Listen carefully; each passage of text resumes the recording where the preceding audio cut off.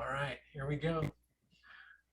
All right, thanks everybody for joining. We got finally, once again, October, we have our virtual meetup. It's been a few months, actually.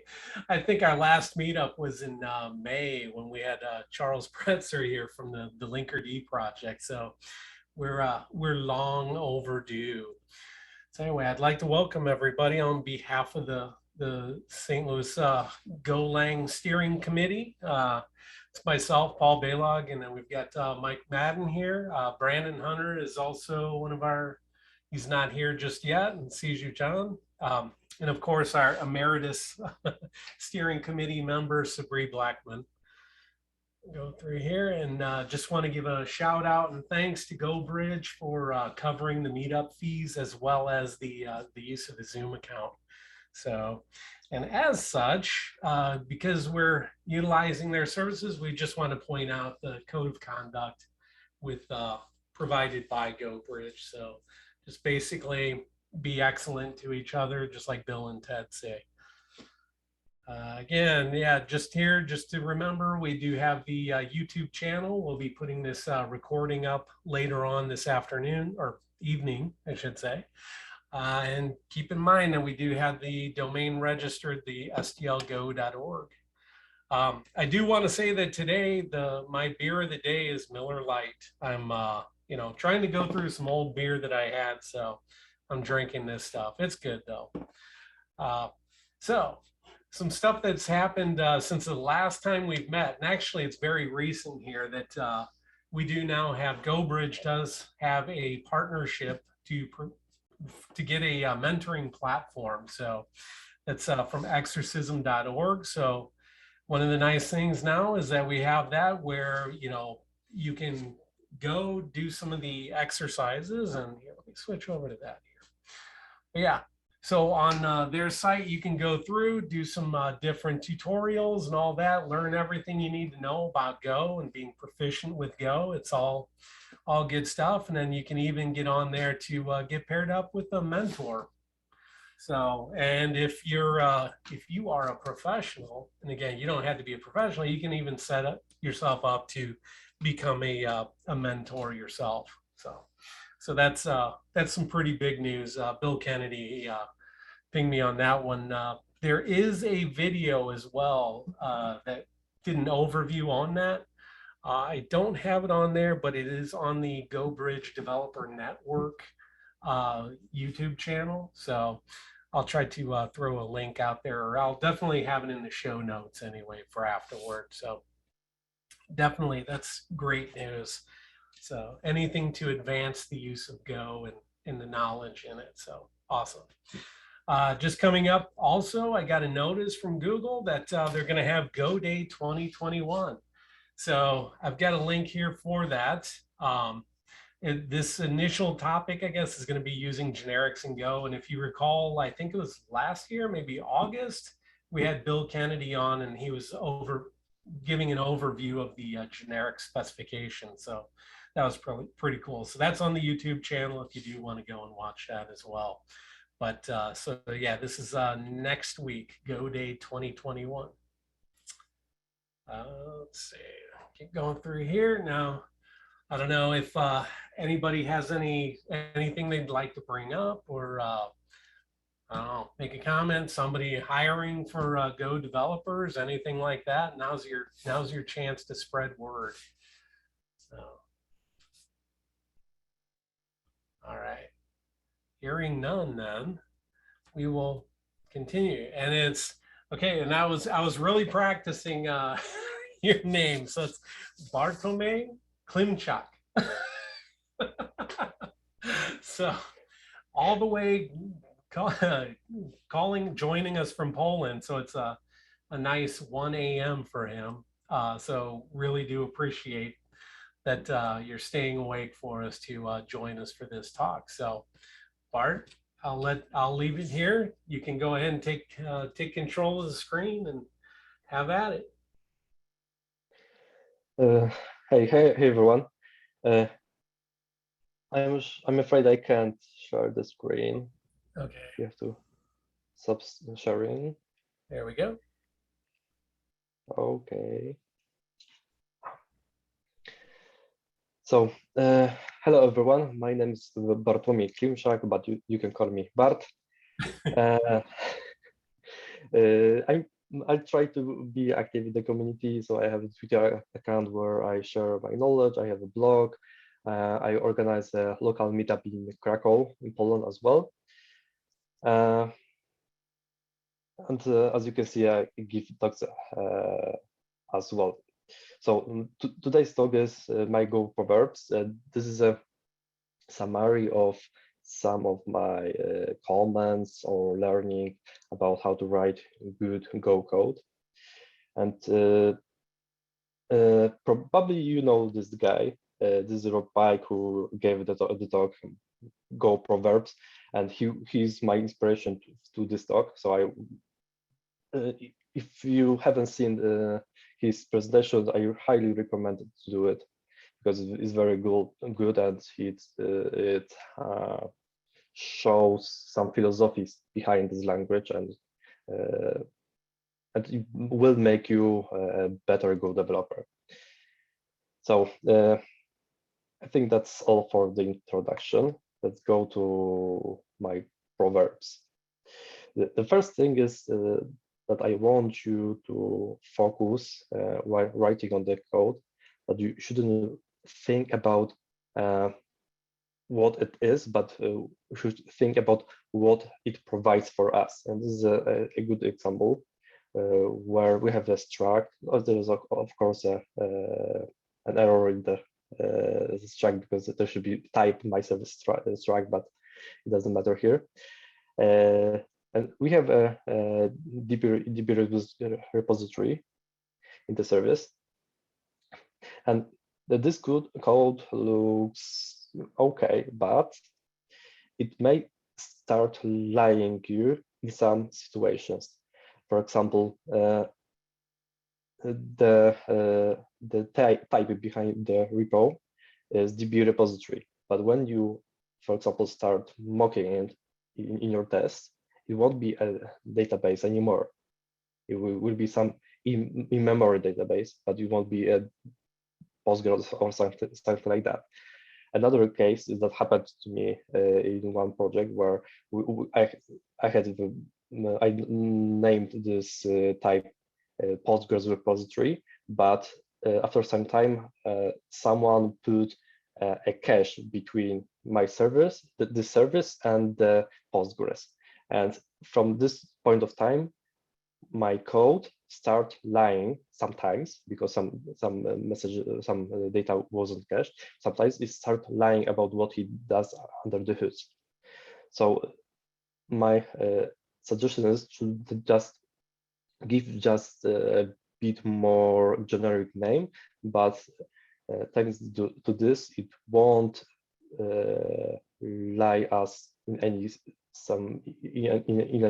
scenarios we will have. Another part, this is a screenshot of one of project I joined some time ago, where I got a bug to fix.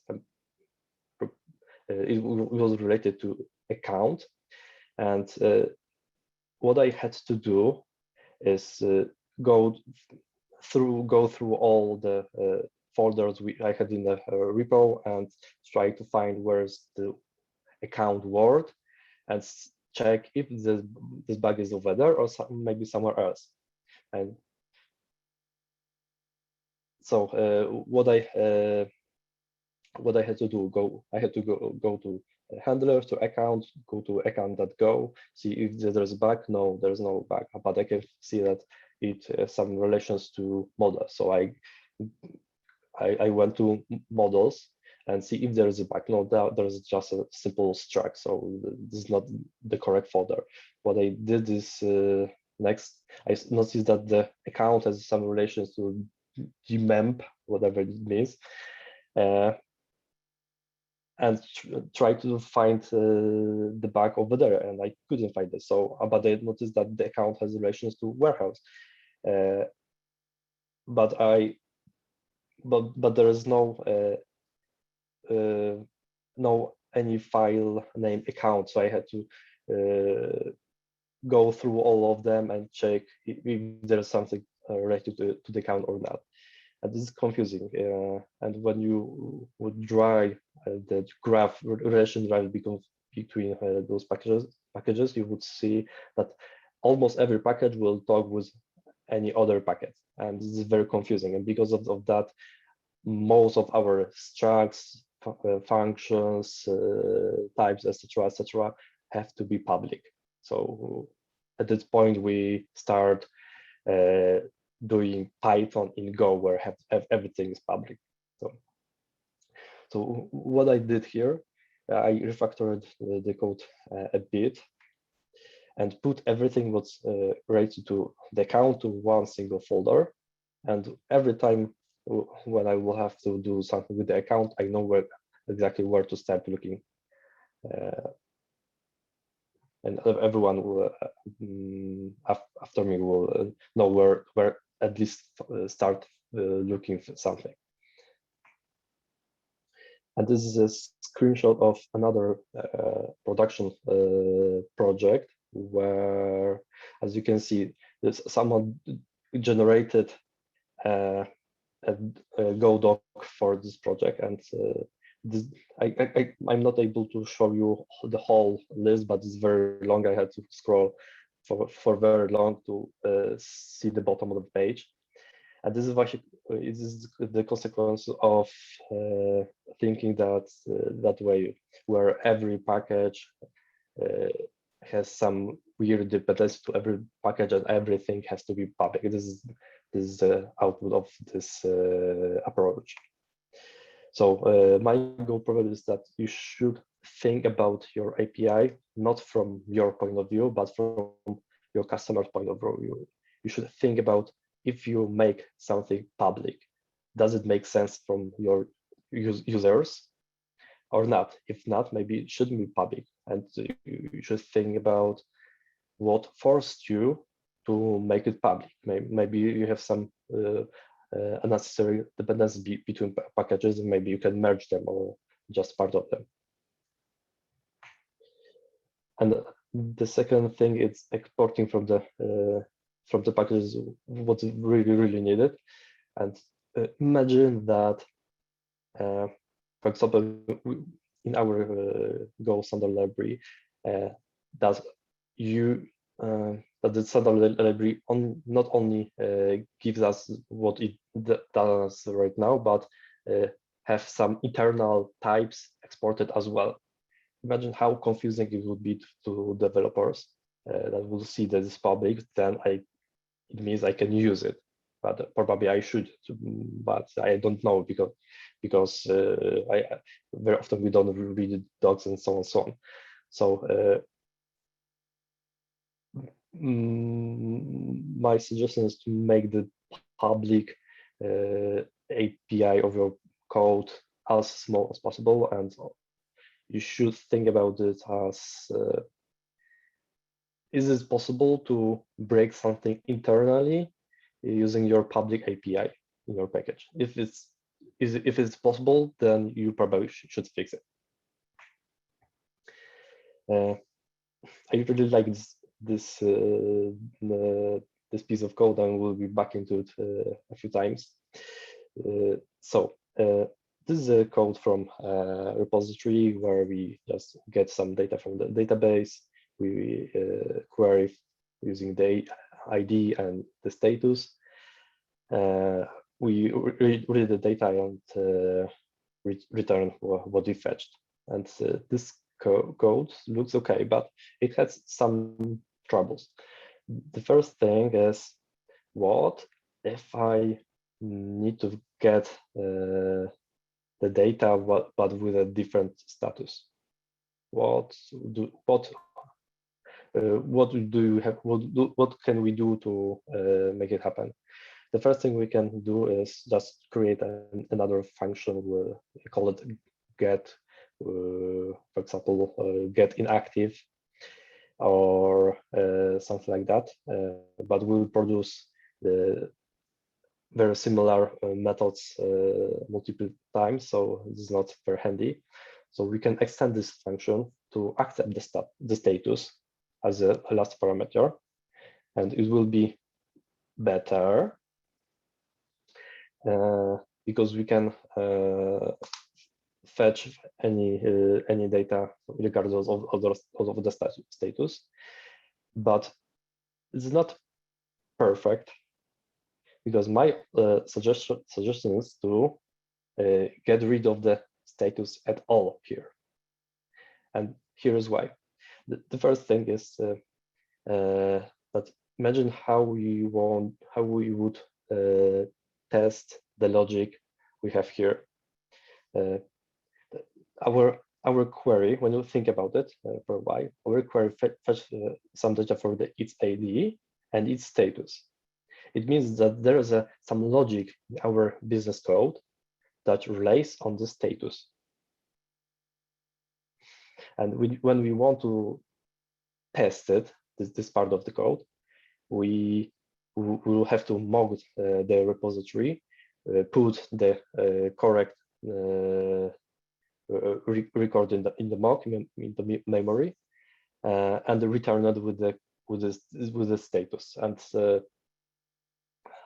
to be honest, we are testing our mock at this moment.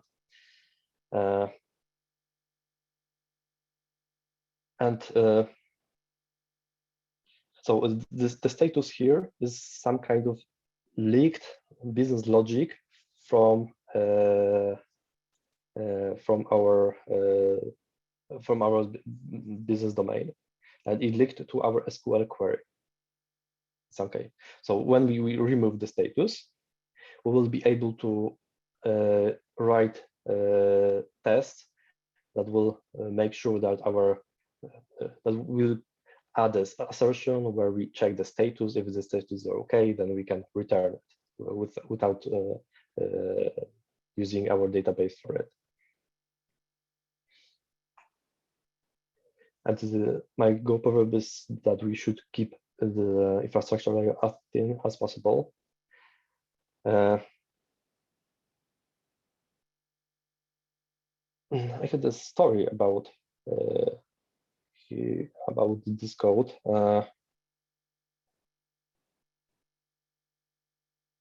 Okay. Why am I talking about it? This is a very simple example, but imagine that after some time, someone will want to add another requirement for the record, and it wants from the certain status, and the created date is not older than, for example, 2 weeks ago. Then our SQL query is getting bigger and bigger, but this is not an infrastructure thing, but the created date requirement is a business requirement. So we shouldn't put business requirements to our SQL queries. And it means that we will have to create another get method, get method for our new query, or we will have to put a if statement that will check if we want to filter by created add, then we updated the query to filter by it.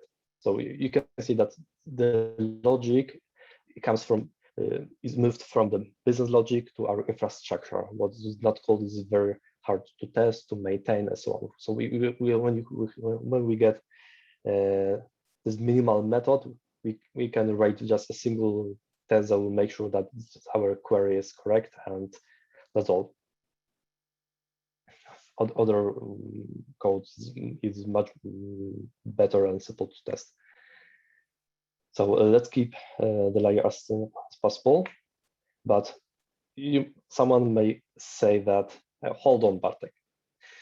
When I have, for example, 1,000 products in my database and I only want some of them, should I just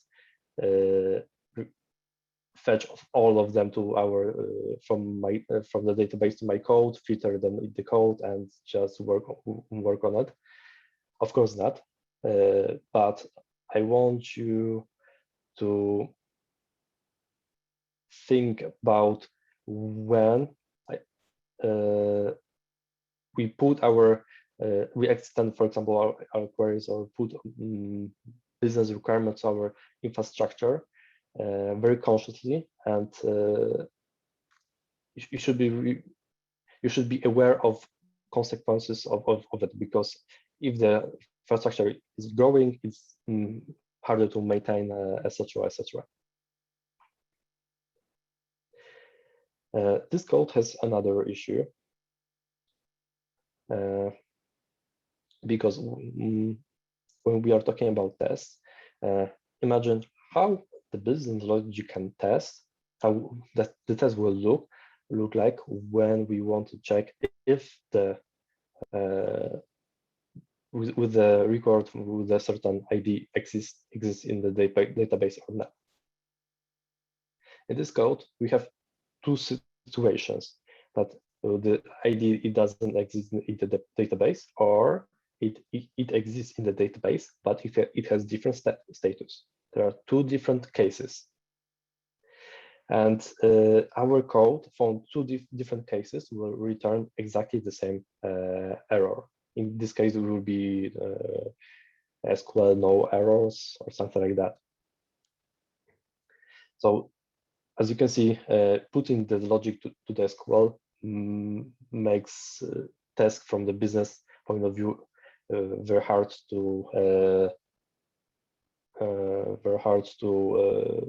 write and maintain. And what else is that our in-memory database will have to return for not existing ID in the database the same error that the database returns.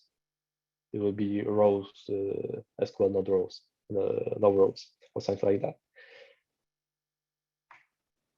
So my suggestion is that for every specific error we have in our logic, we should create a concrete error type somewhere in our code and return our custom error instead. Because when we change this code like this, then our test for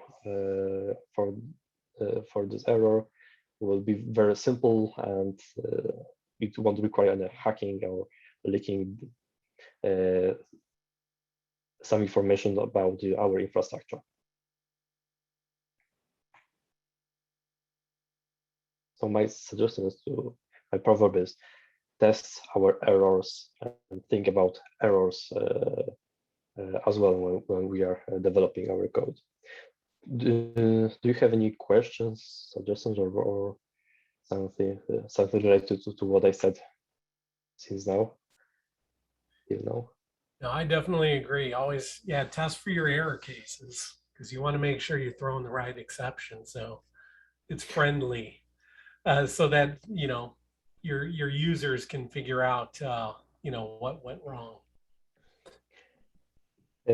Yeah, a fun story about errors in Go related to this topic. About 2 or 3 weeks ago, I started working on a project that my colleague was developing. So at the very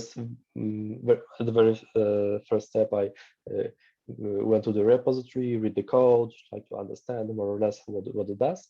Then I went to Datadog to see the logs and see if there's something interesting there. And I noticed that it produces, for example, 5-10 errors in 10 minutes, what's typical. But there are some spikes with 200 or 20 errors in 10 minutes. And when I check those logs, it says that some constraint on database are met, and that's why it raises those errors. So I asked my colleague, "Hey, what's happening? I can see a lot of errors in the database, and is something broken? Should we investigate it?" He said, "No, that's okay. It means that we have duplicated messages. You can ignore it."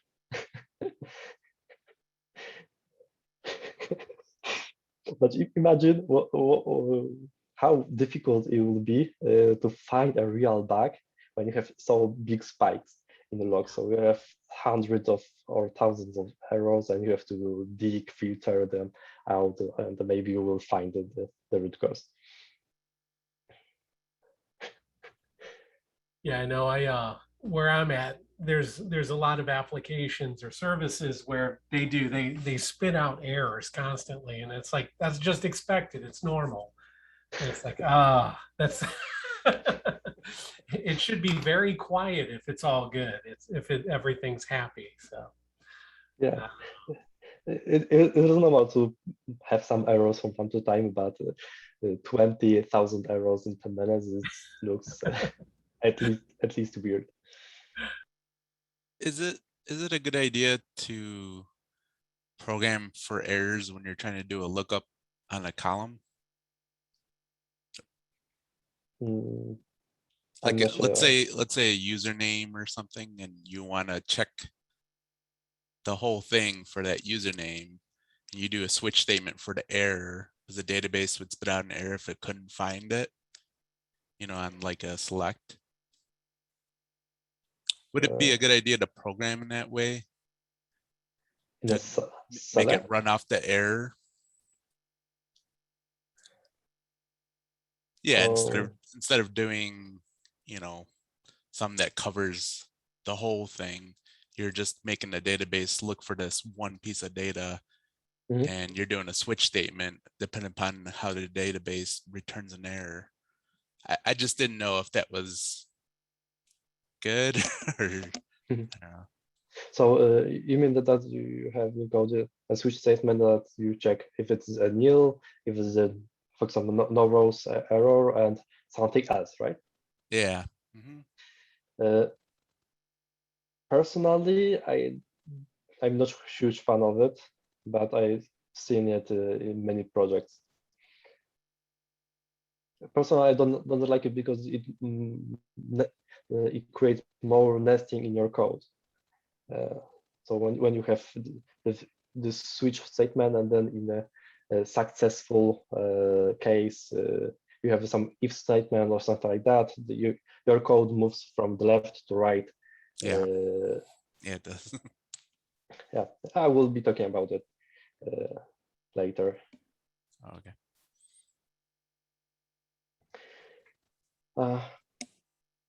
Speaking of database, there is quite popular library. It's called SQLmock, Go SQLmock, created by Datadog, that I personally, at least I don't like, and I will try to explain why.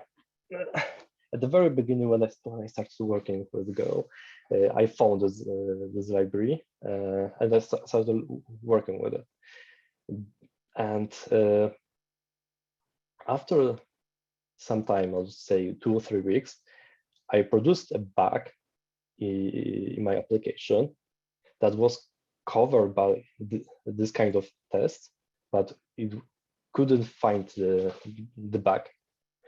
And let's take a look at what's happening here.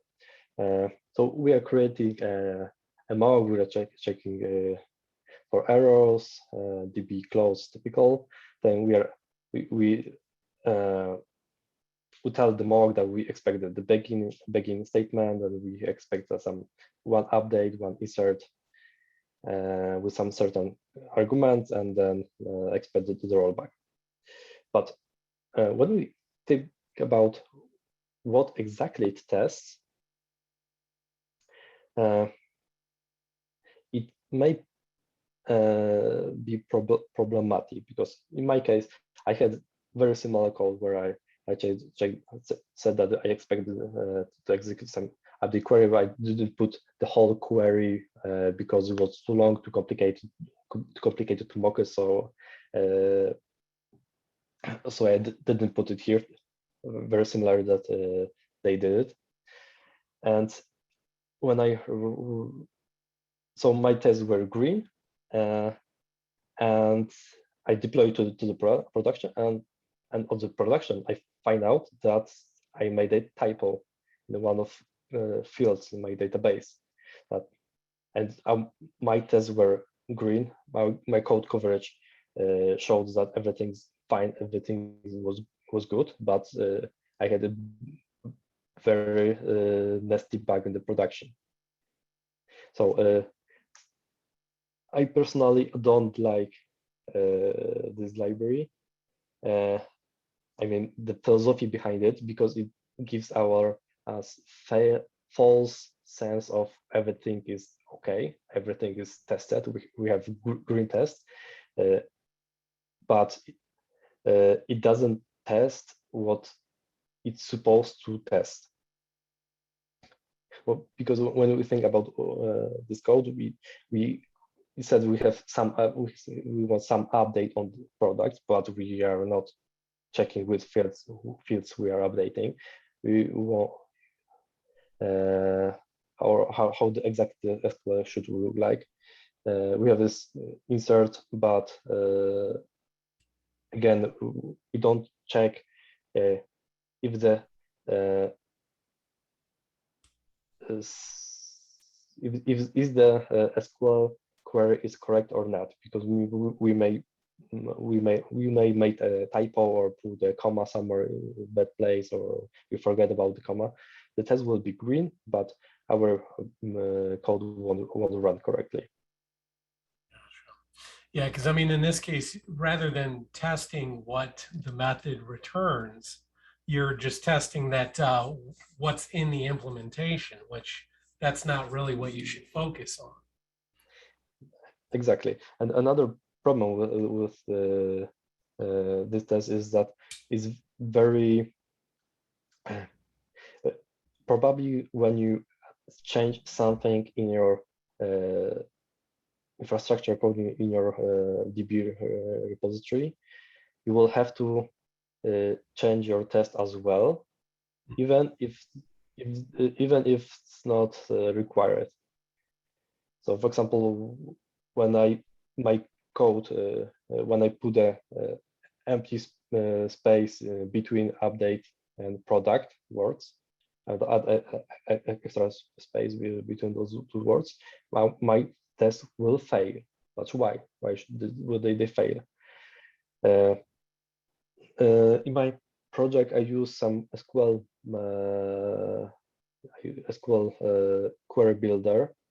So to cover my test, I had to get the output from the SQL query. I will log this somewhere, put it here, and execute that with my mocked queries.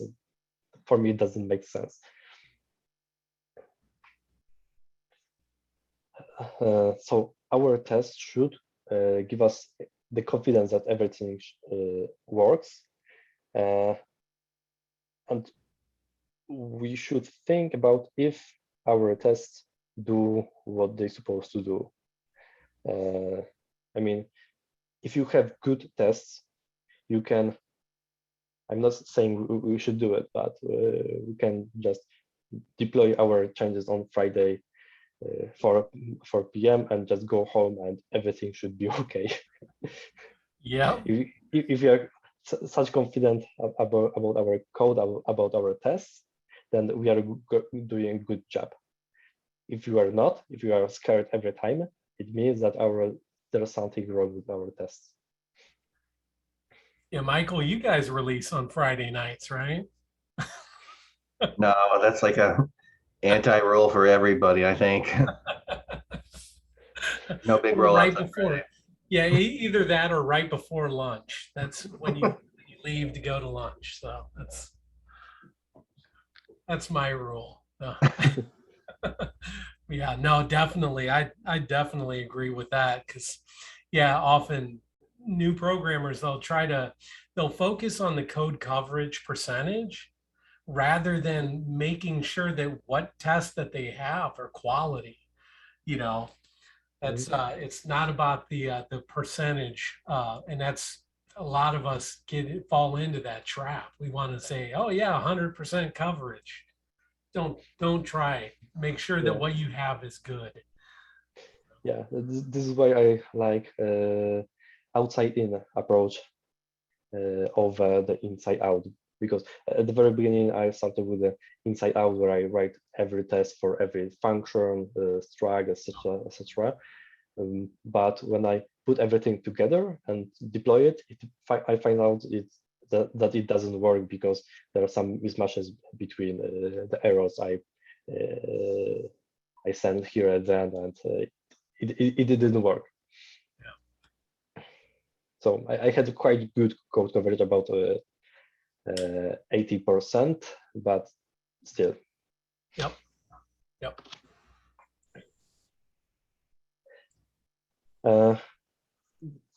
This code is, I just rename some names, but this is more or less what I find in one of my projects.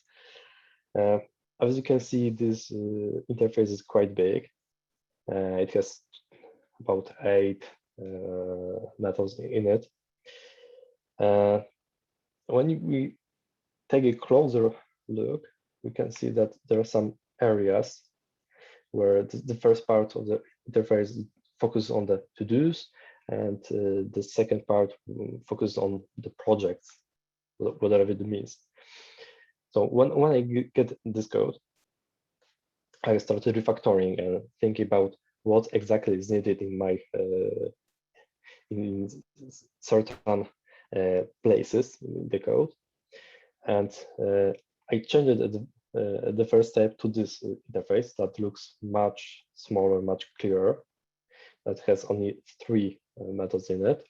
But when I take a even closer look and refactor some things, I find out that I can make this interface that small. And why did why did interface even was created? What the story behind it? This is very similar example from 1 month ago, where we have even more methods. There are some common areas like dim, paid in, reason. There's a put, get, and so on and so on. And I asked the author why he did it, and he said that I wanted to have one mock for all these methods. So I created one interface so I can use only one mock instance everywhere, and makes my code, my testing code much smaller. That makes sense, at least partially, but it forces us to create very huge interfaces that after some time will be a monster. Another reason why this interface was created is that the author didn't want to have multiple cache implementation for every type. It was some kind of easier to him to create one struct with a cache and create the interface just to generate mock for it. It makes sense, but as you can see, this code makes reading, debugging, or extending it to make it very difficult. This is a quite small project. It has about 500 lines of code. It's not very big, and it produces that big interface. So imagine that the size of the project will double or triple, or will be 10 times bigger. How big the interface will be, how difficult it will be. What's more, this kind of interface has to be put in a common place. So in a common place, so every other module has access to it. So it can has depends on it. So we are creating a net of dependencies here and there, where it's not clear for the reader what's the real dependency, between the packages, and it can confuse the reader a lot. So the first, not the first, another proverb, don't create interfaces in advance, and this is very common, especially when we are coming from Java, PHP, or something like that, where we create an interface just in case maybe it will be needed someday. It doesn't work like this in Go. We don't do that.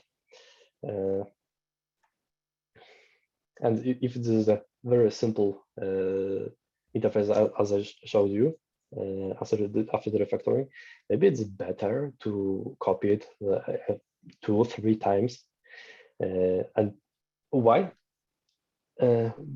Because the copying doesn't cost us money, but after some time, we may notice that different packages may evolve into different directions. So when if we have one single interface that is used in 3 packages, and only one of these packages will need additional method, other 2 packages will have to know about it. So their mocks will have to add it, and so on, so on. It's in a small project, it won't be a big problem, but when the project will evolve, it will become an issue.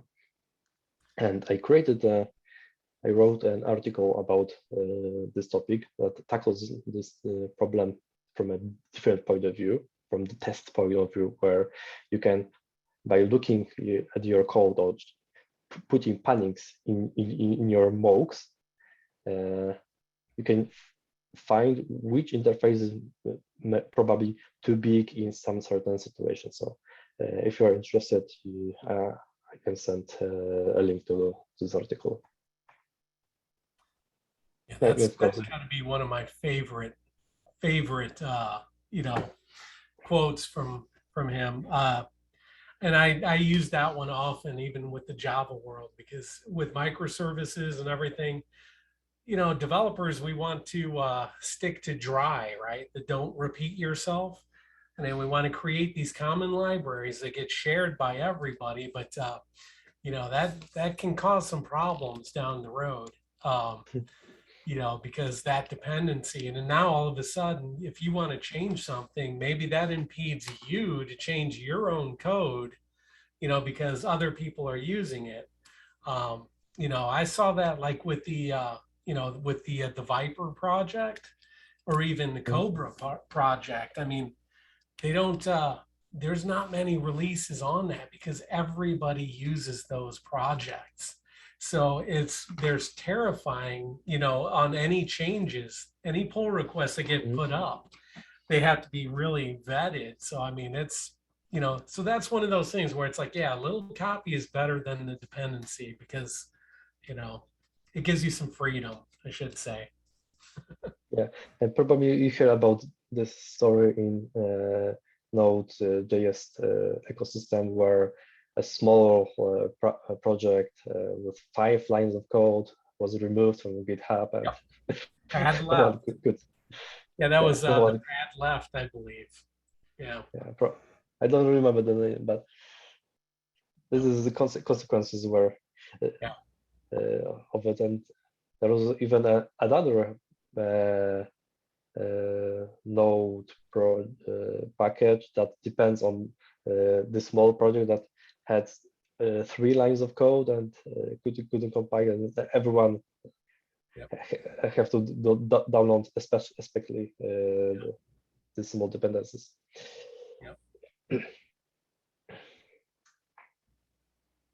Okay, this is a benchmark. I can actually show this article because it's quite interesting. The author created 2 implementations of the same algorithm. It's called merge sort, where the first version he used just regular implementation of it, as a recursive implementation, and in a different. And the second implementation was using Go routines very heavily.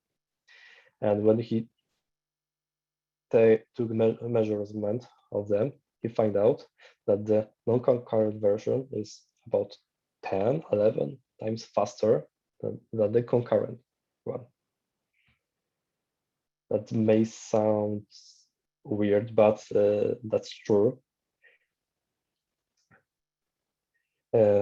So what I did,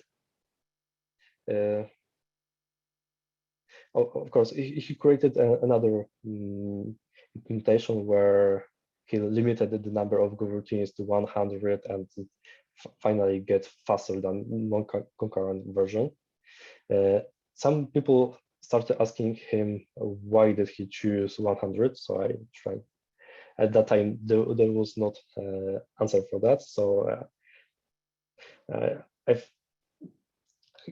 get the idea. I will check it and find out. So I created some benchmarks where I test this algorithm with different number of Go routines, and it looks like 100 is probably the fastest one. I don't know if he just guessed the number or he did some measurements beforehand, but 100 looks the best. And my suggestion is to you is that if you think that by using concurrency or some optimization will make your code faster, if it's true, you should be able to prove it. If it's faster, you can write the benchmark that will show that it's faster. I had at least few situations when I was 100% sure that I know where's the bottleneck of my code, but I created a fix, deploy it, and I find out this I did not fix it back somewhere else. So if you think you by adding concurrency or something like that will make your code faster, just measure it, prove it. If you can, if it will be faster, you will be able to improve it somehow. Any questions, comments on that? Probably we should all agree. Yeah, I was just going to mention too that, yeah, that's cool because obviously the concurrency, that's one of the big pluses of using Go. And then but yeah, it just shows, you can overuse things or use it inappropriately, and then it's going to bite you and you'll have, slower code ultimately. But yeah, no, that's definitely include your benchmarks, watch them, make sure that you're not digressing. Yeah, I'm gonna have to take a look at that Medium article. I'll have to check that out too. That's cool. I will send it to the chat so everyone will have it. Yeah, I'll include all that in the show notes as well. Awesome. So another thing is that every time we return an error, we should add some additional context comment to it. So when you get this error in your logs, you will find it will help you find the bug you have. So let's consider this code. There is some operation method. It does two operations under the hood, and this code is not that bad, but imagine that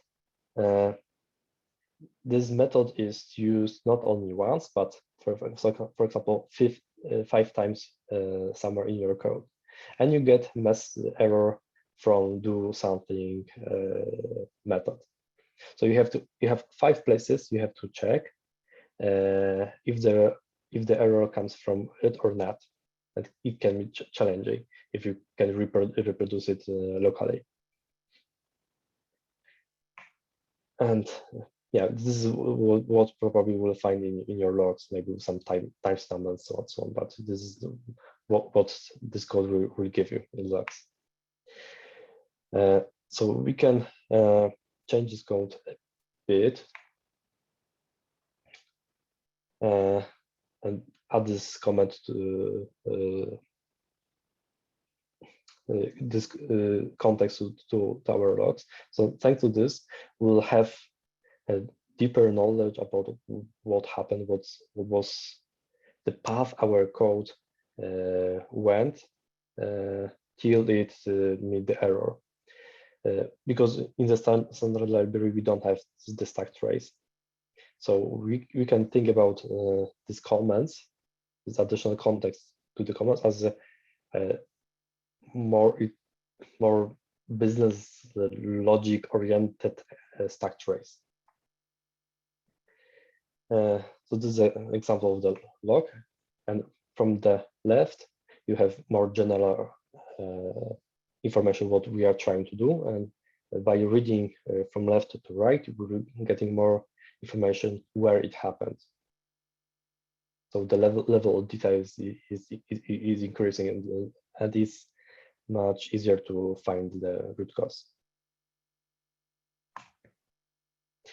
I know that many people don't like so many if-else and so on and so on. So there is another package that you can use to get rid of at least few of ifs in your code.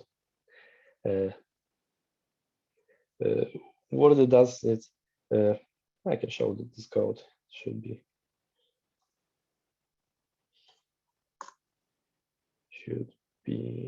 quite simple to find it, hopefully. It doesn't do any magic, it just with stack, and there's a wrap where we pass the error from our code and the message, and if the error is nil, it returns the nil. So this if is moved from our code to the library, so we don't have to repeat it so many times. So if you don't like the approach from the standard library, you can use this package instead, and it's fine as well. But for me, the most important thing is that we should add some additional comments to our errors.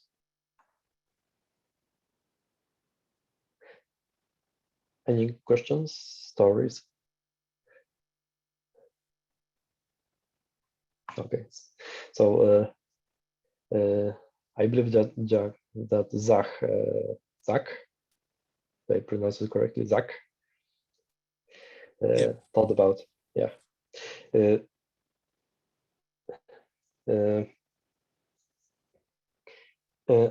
This code,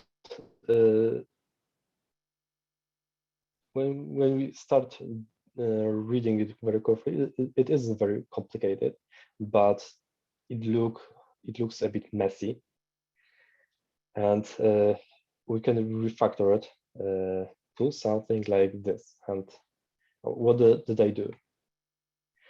The first thing is that when we get an error, we should automatically return it. Of course, I should add some context to it. I didn't do it, so shiny, but you get the idea. When you get the error, you should return it immediately, as long as you don't have any logic that relates on these errors. Another thing I did here, that when you have some nesting in your code, for example, a for loop with 2 or 3 if statements, you can extract this more complicated code to a different method and use it here. Thanks to this, our original method will be much smaller, much easier to understand. And when we create a meaningful name for our new method, it will be clear what's happening there without giving too much details to the readers about what's happening. And when we compare, and the idea is behind it is that we should keep the happy path on our left side. It means that if we have any error, it creates an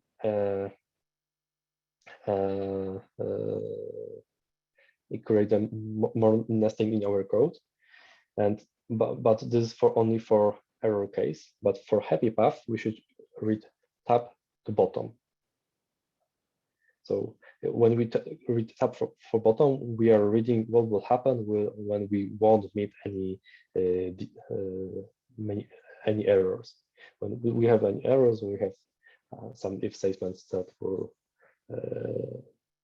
tell us about that. So when we compare both codes, I personally would like to see this over this. I don't know how about you. Definitely.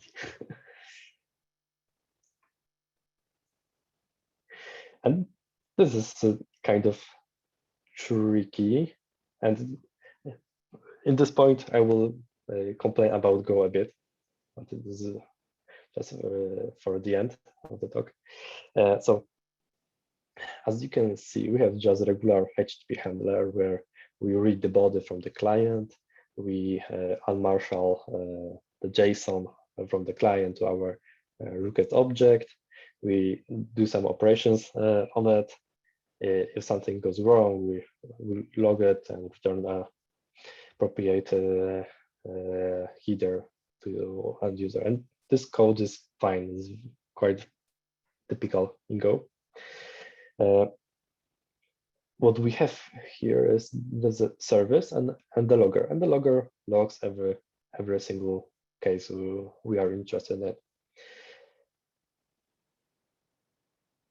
And I don't think I have anything much about comparing this code, but when you get the service, and this is a case from my work from 1 month, I believe, where there is a mod method where there are some circumstances where some cases where it shouldn't return, shouldn't get some state in the code, but the author put the logger just in case. If it happens, I will see it in the log, and if there will be some errors, maybe I will grab for search for this log message and see if it's related.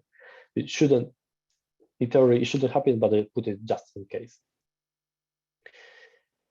And what's problematic about this code is imagine how you will have to test it. Because if you want to test this case, the if statement, you have, I believe, 3 options you can do to make sure that this is covered correctly in your code, in your test. The first one is a test for this use case. You can prepare some parent 1 or parent 2 to produce the 0 in our case, and see if we can mock the logger and see if the logger was called with this error message. Another option, we can create a test and, for example, check the code coverage and see if it's green or not. Or we can put a pointer and while running the test, check if this code was executed. All of those options sounds a bit hacky for me.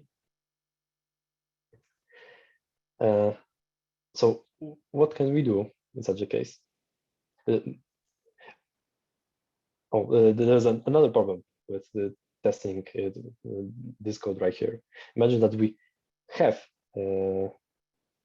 we did cover it, and we have that head test that would check that for some params we have we return a nil. But remember that the code evolves.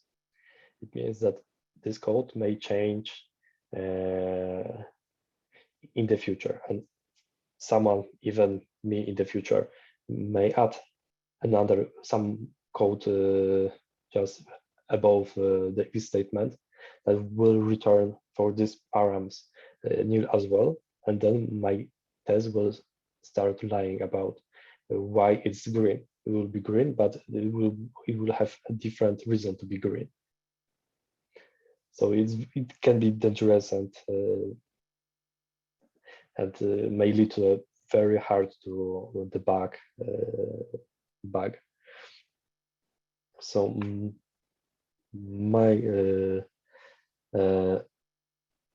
I would suggest to create for every case you have just a different error for such weird or problematic edge cases, and test those errors instead of logging.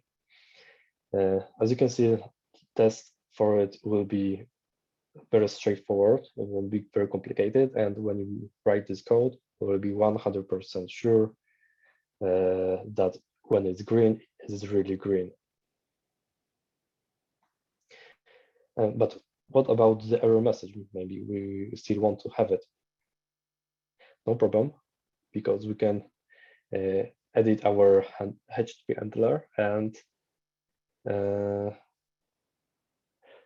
add the log over there. We can just check the error we are interested in and log this error as we wanted. So we're not losing anything, but we're making our code more solid.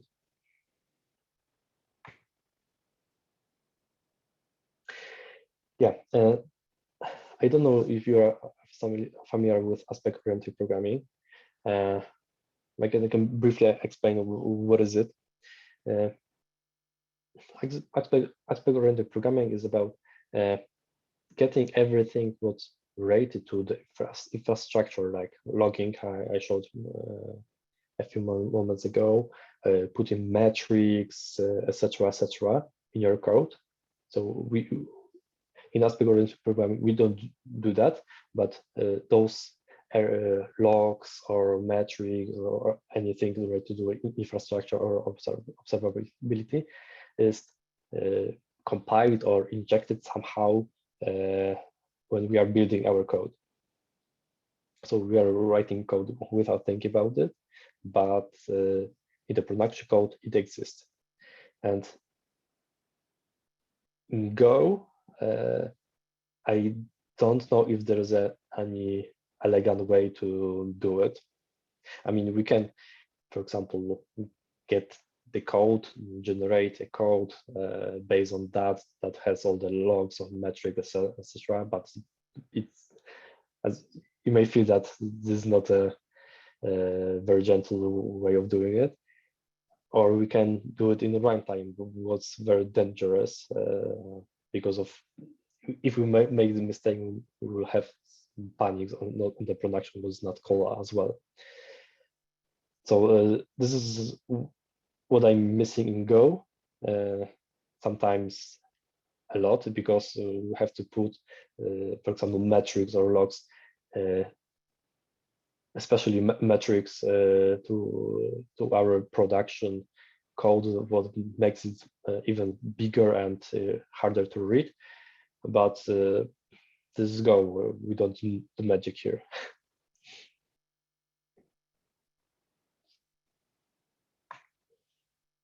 So this is all I have for you today. Thank you for being here. Do you have any questions, suggestions? Final story? Yeah. Yeah. When you first had that slide on there about aspect-oriented programming, I thought, oh, wait, is there something I missed? No, you don't. Because it's like, yeah, with Java, you know, you can do the point cuts and all that good stuff, and add the logging without having to have the worry about that implementation code. Yeah, I know. But unfortunately, we can do it in Go in a very handy way.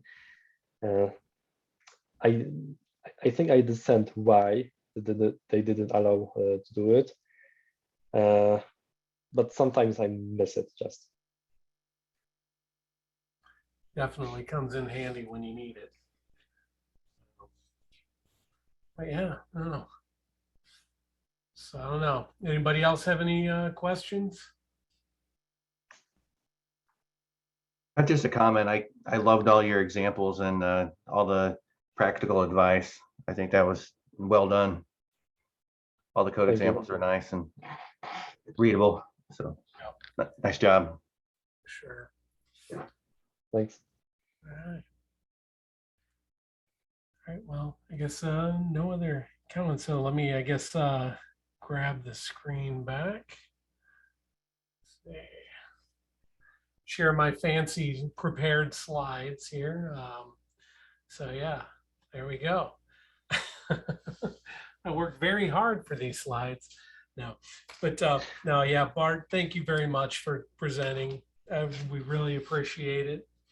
And let's see, oop, did I miss something here? Yeah, so again, wrapping up, just want to check, you know, if anybody has any kind of feedback for us or on the presenter, or, you know, we'd be more than happy to forward on. But yeah, if you have any suggestions for topics or whatever, we're all ears. You know, you can get a hold of us. You know, I have it on here about opening an issue on our GitHub, and I think I have issues turned on. I'm not 100% sure because it's been a while, but anyway, please do reach out. We are available.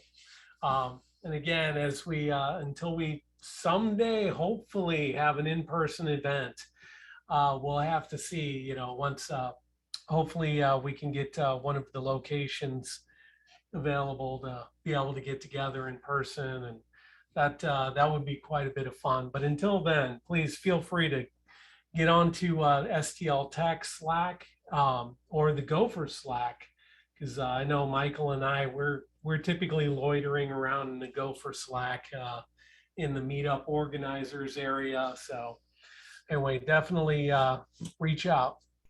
And yeah, sorry, I should have just deleted this slide. Normally we have the giveaways, and normally we have JetBrains license to be able to give away, but unfortunately we were bad in that I guess some of the licenses that we had given away didn't end up getting used. So JetBrains kind of yanked back and said, no, they're not going to give us any more licenses if we're not going to use them. So yeah, so unfortunately I'm lying on this one. I apologize. And anyway, but yeah, so again, thank you everybody for attending. The recording will be available on YouTube later this evening. I haven't messed around and played around with the live streaming to YouTube just yet, so maybe in the future. But the next month, it's the night before Thanksgiving, so it will be a pre-turkey talk from Mariah Peterson. I believe she's out of Denver. I want to say that she's I forgot. But yeah, we got to get a hold of her for a title and everything. But that should be another good talk as well. So definitely look forward to that. We'll send out some tweets and all that good stuff when that day approaches, and we'll have the event out there. So anyway, that's all we've got. So again, Bart, thank you so much for doing this again. We really appreciate it. You know, it's that's the hardest part, is getting people to be able to present for us. You know, that's definitely, it was a pleasure. So it's much appreciated. Glad that you know, your partner is not upset that we're keeping you up late tonight. She's sleeping right now, so. You didn't talk too loud to wake her up, so that's a good thing. Yeah, All right. I tried. Awesome. All right. Well, everybody, again, thank you much. And then we'll look forward to seeing you all next week, or sorry, next month. So have a good one. Thank you again. Bye-bye. Bye. Bye.